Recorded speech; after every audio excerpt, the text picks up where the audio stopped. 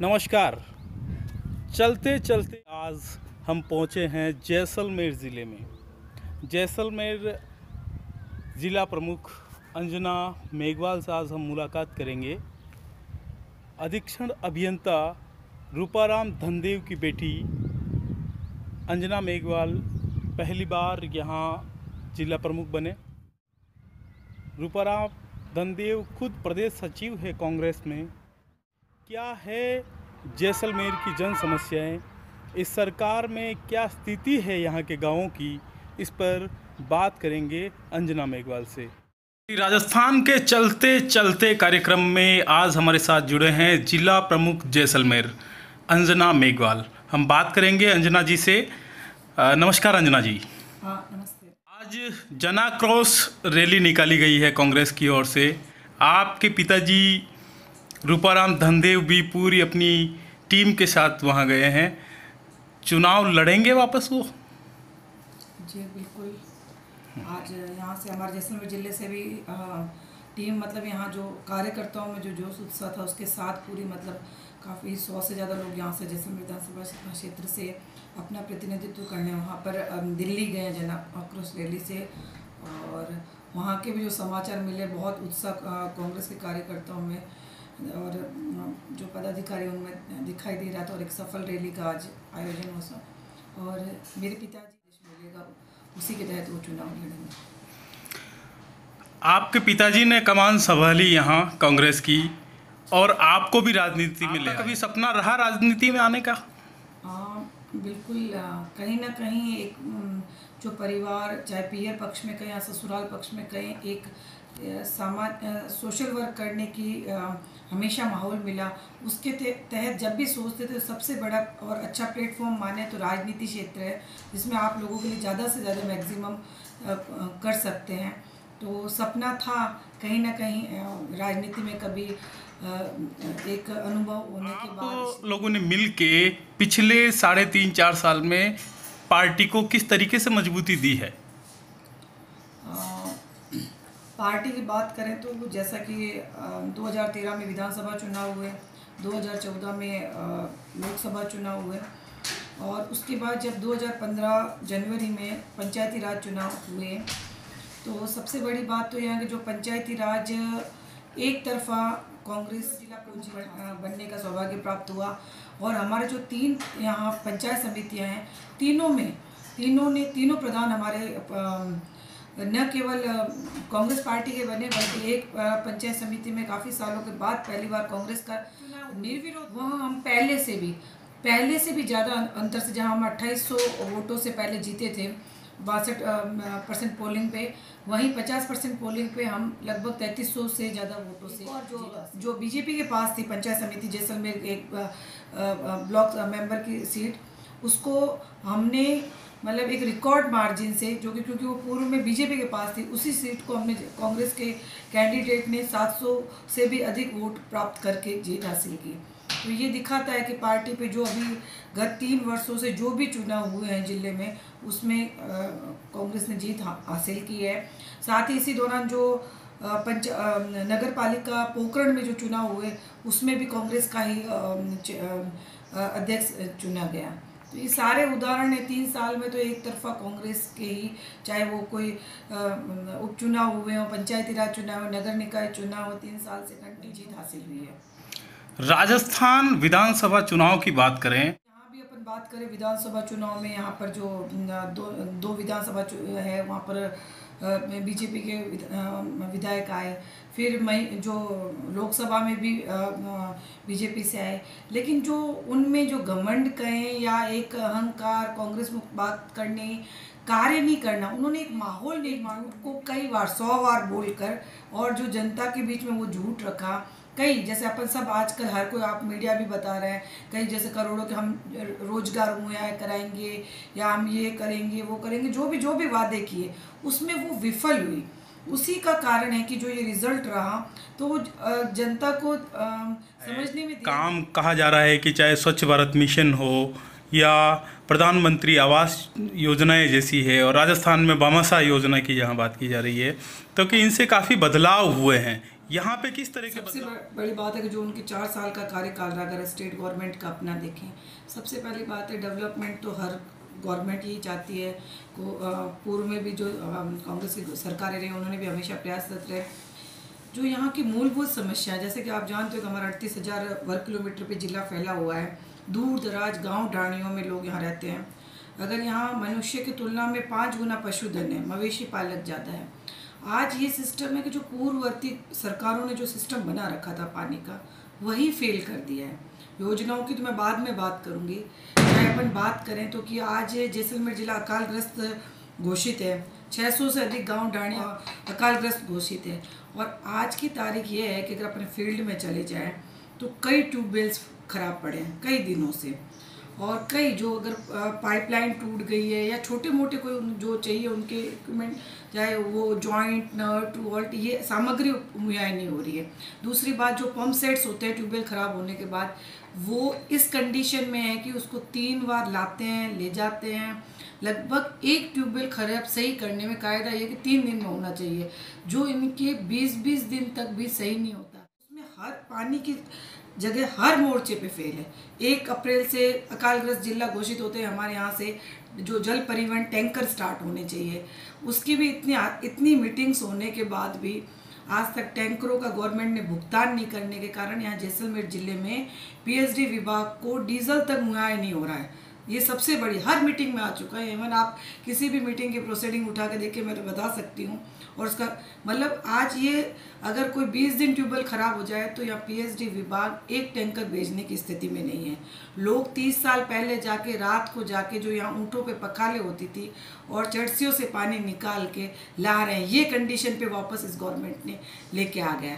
आज की तारीख में भी ना टेंडर हुए हैं, जबकि मई महीना आने वाला है, ना नए पंप सेट खरीदे गए हैं, ना यहाँ पर टैंकर्स के। आज की तारीख में कल हमारे अकालग्रस्त जो कमेटी है उसकी मीटिंग हुई थी, इसके मैं खुद सह अध्यक्ष हूँ। और कल की तारीख तक, मतलब आज भी कौन से हो गए, आज संडे है, कल तक तो इनके टैंकर भेजने के लिए टेंडर तक नहीं हुए हैं। और जो पुराने 6 महीने पहले, 7 महीने पहले कोई ट्यूबवेल सेंक्शन हुए हैं, उसकी भी 0 प्रोग्रेस है वो आज तक। और जो 2 इनके फलसुंड सिवाना बालोतरा एक प्रोजेक्ट चल रहा था नहर से जोड़ने का लिए, वो 4 साल से सिर्फ मॉनिटरिंग मीटिंग में सिर्फ प्रोग्रेस मीटिंग्स में ही चल रही है। ऐसे मतलब कई चीज़ें के फर्स्ट मोर्चे पे ही ये सरकार फेल है हमारे ज़िले में, क्योंकि मूलभूत सुविधा मुहैया नहीं करवा पा रही। दूसरी बात है, हमारा ज़िला जो अकालग्रस्त घोषित है, जो यहाँ पशु शिविर हमेशा ऐसे अकाल के समय शुरू होते हैं। आप गाँव में जाके देखिए, गायों के बिना पानी के, बिना चारे के आपको कई गाँव में आपको कंकाल मिले हुए मिलेंगे, और वो भी पशु खेलियों के पास, क्योंकि पशु खेलियों के पास पानी नहीं है, पानी के लिए भटकते भटकते मर रही है, ना ये चारे की व्यवस्था कर रही है। अपन शिक्षा की बात करें तो बहुत अच्छे स्लोगन चल रहे हैं, टीवी में देखो, विज्ञापनों में चले, बेटी बचाओ बेटी पढ़ाओ। अब मैं पढ़ाने पे जाऊंगी, बचाने वाले तो अपन खुद आजकल माहौल देख रहे हैं क्या बचा रहे हैं। पढ़ाने वाले में हमारे जैसलमेर ज़िले की शिक्षा की बात करें तो हम निचले पायदान पे हैं, तो हमारे लिए तो एक रिलैक्सेशन होना चाहिए या कुछ अतिरिक्त प्रयास होने चाहिए। जबकि इसकी जगह हमारे यहाँ पर 330 विद्यालय बंद कर दिए गए इस सरकार के आने के बाद। जो 38,000 वर्ग किलोमीटर में फैला हुआ हमारा जिला, वहाँ 330 के करीबन विद्यालय बंद कर दिए गए। और सबसे बड़ी बात मैं कह रही हूँ, बेटी बचाओ बेटी पढ़ाओ, कहाँ से बेटी पढ़ाएं, 22 बालिकाएं विद्यालय बंद कर दिए। तहसील स्तर पर भी इन्होंने बच्चियों के स्कूल, जैसे 100-150 से ज़्यादा 150 से ज़्यादा बच्चियाँ पढ़ती थी, वो स्कूलें बंद कर दी। मिशन है कि वास्तविक धरातल पे काम होने के बजाय आंकड़ों पे अधिक हो रहा है।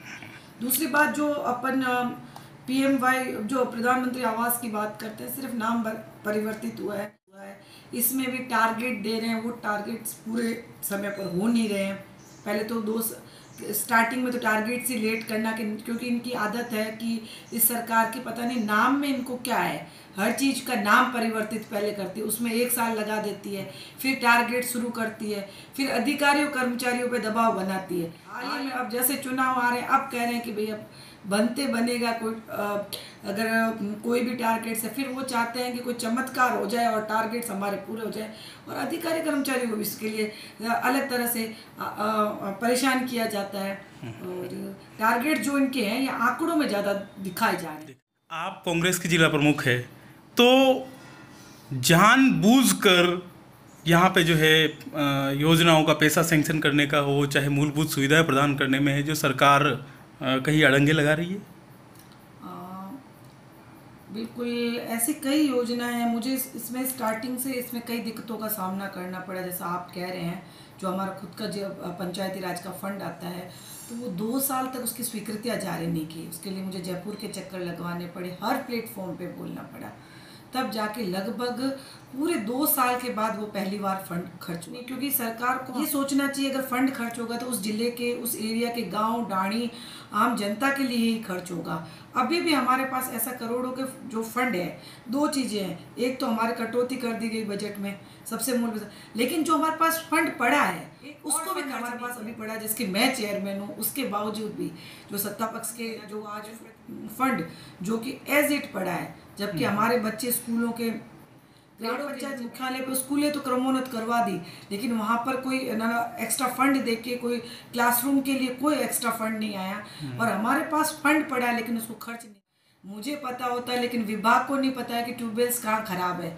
चाहे वो मंत्री महोदय की मीटिंग हो, चाहे सेक्रेटरी महोदय की मीटिंग हो, चाहे एमपी साहब की मीटिंग हो, वहाँ जो आंकड़े मेरे पास होते हैं लेकिन विभाग के पास नहीं होते। करती हूँ मैं फील्ड में, उन लोगों के बीच में जा रही हूँ, क्योंकि जो सामने वाले हैं वो झूठ 10-100 बार बोलते हैं।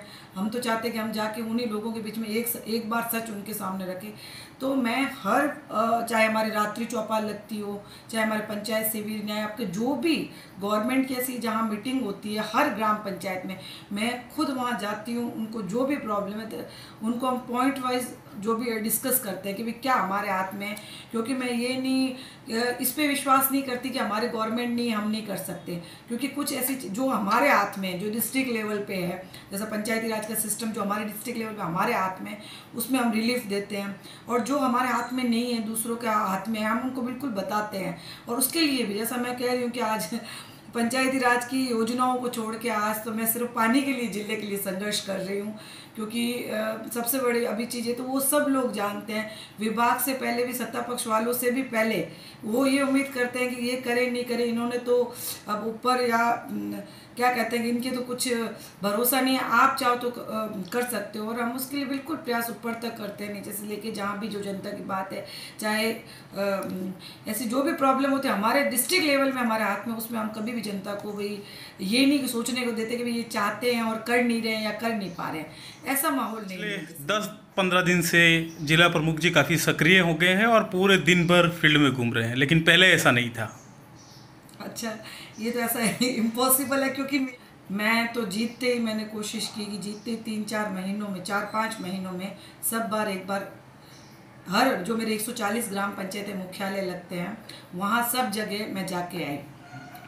एक बार धन्यवाद के रूप में वहाँ की जो भी है कि यहाँ क्या समस्या है उस बैठक में जाके आई ग्राम पंचायत लोग। उसके बाद जितने भी मैंने जब बताया, जब महिलाएं रात को, जैसलमेर जिला है यहाँ अभी भी महिलाओं को राजनीति में मुश्किल है, फिर भी इवन जो रात्रि चौपाल है, ऐसे रात्रि चौपाल में भी जाती हूँ क्योंकि वहाँ पूरे सारे विभाग आते हैं, कलेक्टर साहब की अध्यक्षता में होती है। यहाँ पंचायत शिविर तो लोग ये है कि इवन 13 दिन में अगर होती है एक्टिव तो बच्चे नहीं पहचानते, डाणी डाणी में, गांव में जहाँ अखबार नहीं आते, मेरी फ़ोटो नहीं आती, टीवी नहीं आती, वहाँ भी ये बोलते अंजना मेघवाल है। यानी कहीं ना कहीं उस डाणी में जहाँ कोई नेटवर्क नहीं है, कनेक्टिविटी नहीं है, मोबाइल नहीं है, टीवी नहीं है, वहाँ अगर बच्चे एक बार नाम सुनते ही, बच्चों की बात कर रही हूँ, महिलाओं के, हाँ हमने वहाँ देखा हुआ है। तो इसलिए इसके लिए तो मैं कह सकती हूँ कि मैंने मेरे 3 साल में, लोग सिर्फ इलेक्शन टाइम में कैंपेनिंग करते हैं, बनने से लेकर आज तक मैंने बिल्कुल मेरे दौरे या फील्ड विजिट जैसलमेर जिले की, तो पार्टी किस स्तर पे है? उसके बाद तो मैं एग्जाम्पल दे चुकी हूँ। जैसलमेर में तो एक बार वैसे नहीं कहना चाहिए क्योंकि अपन को विपक्ष को भी है ना स्वीकार करना चाहिए, घमंड नहीं करना चाहिए, लेकिन आज जो आप लहर की बात कर रहे हो, हमारे यहाँ तो उनका नामो निशान ही अभी फ़िलहाल पंचायती राज हो या मैंने कहा नगर निकाय 3 सालों में उनका सफाया ही हो गया है। और एक तरफा हम, जब मैं आपके सामने साक्षात निर्विरोध बनाया, इस जनता ने बनाया है, मजबूत कार्यकर्ताओं ने जो काम किया है, उसी का ये उदाहरण है कि पंचायती राज या हमारे जो 2 उपचुनाव जिला परिषद और पंचायत समिति के हुए, उसमें हमें जो जीत हासिल हुई है। और समय समय पर जो भी रैलियाँ हुई वगैरह जो भी कार्यक्रम हो रहे हैं उसमें बढ़ चढ़कर हमारे जो कार्यकर्ता वगैरह भाग ले रहे हैं, बहुत उत्साह है। और आगामी जो चुनाव विधानसभा चुनाव उसको लेकर भी काफ़ी उत्साह है। बहुत बड़ी भूमिका निभा रहा है सोशल मीडिया पर यहाँ के कार्यकर्ताओं की सक्रियता किस प्रकार देखते हैं आप? छोटी प्रॉब्लम है उसमें वो सक्रियता निभाती, चाहे हमारे लाइट की प्रॉब्लम हो, चाहे हमारे पानी की प्रॉब्लम हो, चाहे हमारे पशु शिविर की प्रॉब्लम हो, चाहे हमारे किसान भाइयों की प्रॉब्लम हो, या जो छोटे मोटे इशू जिसको यहाँ पर नज़रअंदाज किया जाता है और मीडिया कई बार तवज्जो नहीं देती है, उस समय भी ये सोशल मीडिया बहुत अपना अहम रोल निभाती है। दूसरी बात है, जैसे मैं खुद कहूँगी कि जैसे अभी कोई भी कैंप्स लगते हैं या कोई भी स्कीम्स है तो उसमें भी हम सोशल मीडिया का यहाँ पर बहुत अच्छा एक्टिव रोल है। जैसे कभी भी कोई शिविर लग रहे हैं, रात्रि चौपाल लग रही है, पंचायत शिविर लग रहे हैं, पट्टा शिविर, जब भी कोई इस तरह की योजना जो गांव डाणी तक पहुंचानी है उसमें भी यहाँ जैसलमेर ज़िले में बहुत अच्छा मतलब सोशल मीडिया का रोल है। और बाकी भी जैसे जो भी किसी विभाग वाइज भी या कोई जागरूकता के लिए भी कार्यक्रम चला रहे हो, जैसे अगर पुलिस विभाग है तो कोई जैसे भी सड़क सुरक्षा या सप्ताह बना रही है, या फिर अब जैसे स्कूल में प्रवेश उत्सव हो, या कई भी मतलब हर डिपार्टमेंट वाइज अपन कोई स्कीम लॉन्च करना या कोई अवेयरनेस का प्रोग्राम हो या कोई उस सब में मतलब कुरीतियाँ दूर करने के जो भी हर विभाग उसमें मतलब सोशल मीडिया का यहाँ बहुत अहम रोल है और बहुत अच्छे एक्टिव होते हैं। आज के समय में युवा वर्ग राजनीति में सक्रिय भूमिका निभा रहा है, तो यहाँ का युवा कांग्रेस पार्टी से किस प्रकार जुड़ रहा है या उस वर्ग को जोड़ने के लिए आपके द्वारा क्या प्रयास किए गए हैं? बिल्कुल, हमारी पार्टी से भी काफ़ी युवा वर्ग जुड़ रहे हैं और हम भी जैसे कि हमसे डायरेक्ट या इनडायरेक्ट या जो ऐसे एक्टिव युवा हैं अलग अलग फील्ड में, उनको हम हमारी पार्टी से जोड़ने, जैसे चाहे वो दूसरे फील्ड में, लेकिन हम बताते हैं जो हमारी पार्टी का जो हिस्ट्री रही है कि इतिहास रहा है कि अगर आप वो कई जैसे कहते हैं कि हम सोशल वर्क करने, तो आप जुड़ो, एक माध्यम है लोगों को ज़्यादा से ज़्यादा करने का। और कई ऐसे हम भी ऐसे चिन्हित करते हैं कि वास्तव में ऐसे युवा आने चाहिए जो सक्रिय रह के और कैसे पार्टी के लिए कार्य कर सके, कैसे लोगों के लिए काम कर सके। तो हम भी जोड़ने का प्रयास कर रहे हैं, कई खुद जो इच्छुक है वो भी आ रहे हैं। और सबसे बड़ी बात है सिर्फ युवा मतलब वो ये नहीं कि हमें पद चाहिए, वो काम करना चाहते हैं, वो वास्तव में जुड़ना चाहते हैं, कांटेक्ट भी करते हैं और अलग अलग माध्यम से, और काफ़ी एक्टिव भी है। कोई भी राष्ट्र विकास करना चाहता है तो आधी आबादी को आपको हमें साथ लेके चलना पड़ेगा। आप जो भी विकसित राष्ट्र है उनकी तरफ देखिएगा तो वहाँ महिलाओं को कितनी महत्वपूर्ण जो भागीदारी मिलती है। अपनी वहाँ भी अगर अपन चाहते हैं कि वास्तव में ऑल ओवर डेवलपमेंट होना चाहिए तो सबसे पहले तो हम आधी आबादी जो महिलाएं हैं उनको हर प्लेटफॉर्म पर मौका मिलना चाहिए। राजनीति में कैसे महिलाओं की भागीदारी ज़्यादा बढ़ा सके उसके लिए उनको वास्तव में एक खुले मन से विचार करके और इम्प्लीमेंट करना चाहिए और वास्तव में एक बार देखना चाहिए कि क्या है महिलाओं की स्थिति, महिलाओं की समझ शक्ति है। आप आधी आबादी को एकदम नज़रअंदाज करके आप सोचते हो, हम जैसे महिलाओं को जनरली अपने सुनते हैं कि राजनीति में नाम आते कि महिलाओं के लिए अच्छी नहीं है। भाई क्यों अच्छी नहीं है? तो क्यों अच्छी नहीं है उसके लिए क्या माहौल उनको महिलाओं को देना चाहिए। जैसे अब पंचायती राज में तो हम महिलाएं हैं 50%, तो हमने हर जगह मैंने कोशिश की मेरा पर्सनली, क्योंकि जिला मेरा हमारे साथ में है, तो जो हमारे यहाँ पर लगभग 74 महिलाएं हैं, 140 में से सरपंच है, तो हम उनकी हर जगह भागीदारी सुनिश्चित करते हैं। इवन हमारे जैसे जिला परिषद की मीटिंग है, आज तक उसमें कोई उनका पुरुष प्रतिनिधि नहीं आया है, आज तक की हमारा रिकॉर्ड है 3 साल का। उसके अलावा जो सरपंच है, जो महिला सरपंच है, जहाँ भी प्रोग्राम में जाते हैं उनकी भागीदारी सुनिश्चित करेंगे, तभी तो शायद जो वास्तव में जो अपन आउटपुट चाहते हैं वो मिल पाएगा।